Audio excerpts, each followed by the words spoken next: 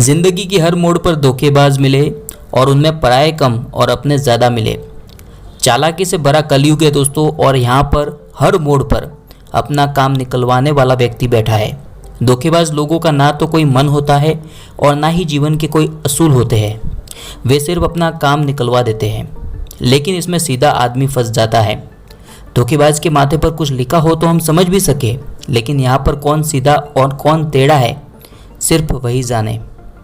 धोखेबाज लोगों से बचना और संभलना बहुत ही ज़रूरी है, और इसके लिए मैं आपको 3 नियम बताऊंगा जो आपको अपने दिमाग में बिठा लेने हैं। विचित्र स्वभाव। इन लोगों का स्वभाव अजीब होता है। वे बोलते कुछ और करते कुछ है। कभी कभी वे जिस बात को सही बताते हैं, अगले ही पल उस बात को गलत भी ठहरा देते हैं। धोखेबाज लोगों का स्वभाव सिचुएशन के हिसाब से बदल जाता है। वे सिर्फ काम होने पर ही आपको बहलाने की कोशिश करेंगे, और जब उनका काम पूरा होगा तो वे आपको याद तक नहीं करेंगे। वे अपने सामने यानी कि आपके सामने भली बातें करेंगे, परंतु पीठ पीछे ही आपकी बुराई भी करेंगे। तो अगर किसी व्यक्ति में आपको ऐसा स्वभाव नजर आता है तो आपको तुरंत ही उनसे दूरी बना लेनी है। हो सकता है कि ऐसे लोग आपके ऑफिस में मौजूद हो, आप जहाँ पर भी काम करते हैं आपके कलीग भी ऐसे हो जिनको आप अच्छा समझते हैं, लेकिन पीठ पीछे वे भी आपकी बुराई करते हो। ऐसे लोगों के साथ में आपको कोई भी ऐसी बात या फिर कोई भी निजी बात शेयर नहीं करनी चाहिए, क्योंकि हो सकता है कि वे आज आपके दोस्त हैं तो कल उठ के आपके दुश्मन बन जाए। तो आपकी जितनी भी पोल है या फिर जो भी आपकी कमज़ोरी है, वे आपकी कमज़ोरी का फ़ायदा बाद में उठा सकते हैं। और ऐसा नहीं है कि आप जिनको जानते हैं वही आपको धोखा दे जाते हैं। कई बार तो अनजान लोग भी आपको धोखा दे सकते हैं। जैसे आपने कई बार सुना होगा कि बैंक फ्रॉड होते हैं, कॉल के थ्रू फ्रॉड होता है, आजकल इंटरनेट का ज़माना है। ऐसा ही एक एग्जाम्पल आपको देता हूँ कि एक बार किसी भाई को व्हाट्सएप के ऊपर एक मैसेज आया जिसमें कुछ ऑफ़र थे, प्रोडक्ट के ऑफ़र थे। भाई को प्रोडक्ट अच्छी लग जाती है तो वो उसका रेट पूछता है, तो सामने वाला उसको बोलता है कि 300 रुपये, ठीक है।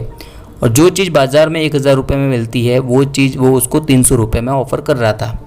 तो सामने वाले भाई को थोड़ा डाउट गया, उसने उसका जो रेट है और भी कम करवाने की कोशिश की, और सामने वाला जो फ्रॉड करने वाला था वो मान भी गया।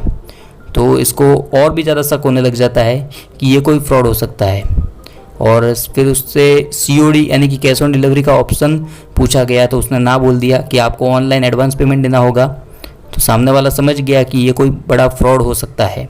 तो इस तरह से काफ़ी तरह के फ्रॉड इस तरह से भी आपके साथ में धोखा हो सकता है। ये एक छोटा सा उदाहरण था। तो ऐसे में आपको अलर्ट और सतर्क रहना बहुत ही ज़रूरी है। इसके बाद में बात करते हैं अत्यधिक मीठा बोलना।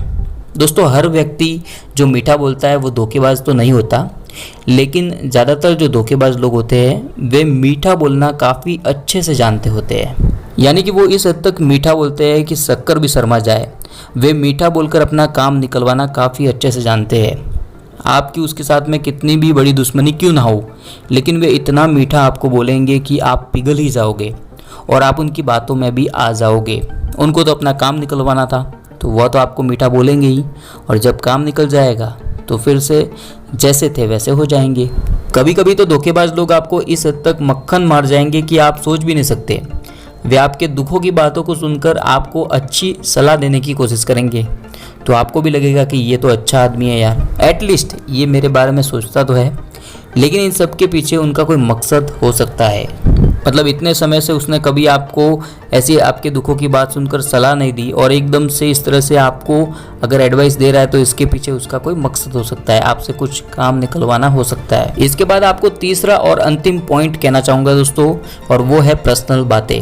कभी भी आपकी पर्सनल बातें किसी भी व्यक्ति से शेयर ना करें, चाहे वो आपका पक्का दोस्त ही क्यों ना हो, क्योंकि धोखेबाज लोग आपकी कमज़ोरी को पकड़ने में लगे रहते हैं। वे चाहते ही है कि आपकी कमज़ोरी वे जान लें और उसके बाद में आपको टॉर्चर करे या आपकी कमज़ोरी का फ़ायदा उठाया जाए।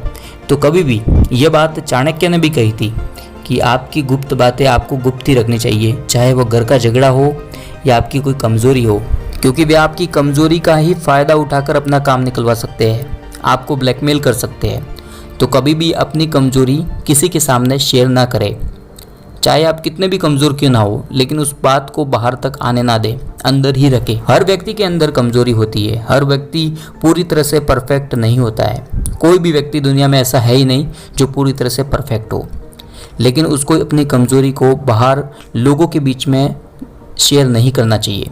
इससे धोखेबाज लोगों को और भी ज़्यादा बल मिलता है। उम्मीद करता हूँ कि आपको ये मेरी बातें पसंद आई होगी। अपने दोस्तों मित्रों के साथ में इस वीडियो को फेसबुक, व्हाट्सएप या अन्य सोशल मीडिया के ज़रिए ज़रूर शेयर कीजिएगा। और इसी के साथ में इस वीडियो को लाइक करने के साथ में नीचे दिया गया सब्सक्राइब का बटन दबाकर बगल के बेल आइकन को दबा दीजिएगा, जिससे कि मैं नई मोटिवेशन की कोई भी स्टोरी या वीडियो पोस्ट करूं तो सबसे पहले आपको मिल पाएगी। धन्यवाद। आपका कोई विचार है तो नीचे कमेंट करके ज़रूर बताना। आभार।